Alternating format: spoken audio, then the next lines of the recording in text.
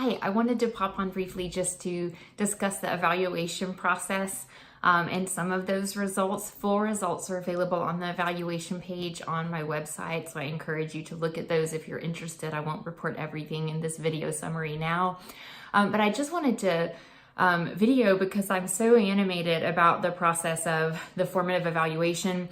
And honestly, in retrospect, I would have scheduled more of those sessions. I got so much from them.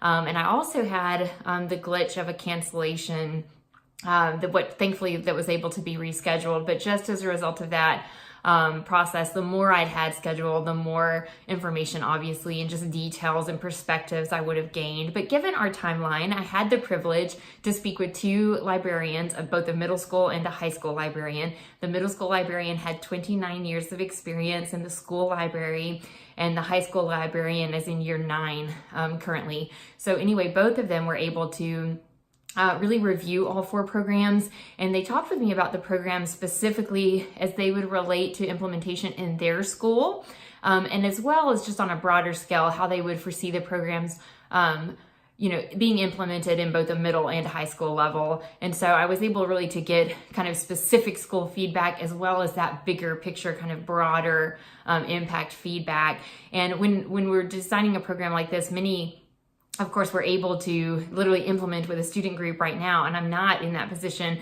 And so getting this feedback was really an essential component for me in just completing the final details of the project, and really thinking about speaking with future employers about how I see a reading culture being established at the secondary level, because as I started this presentation saying, it doesn't happen on its own. It's an intentional effort of teacher librarians, of teachers, faculty, of course, admins, everybody working together with that common goal. So I guess that's how this project was born, and some of the information that I gleaned from them.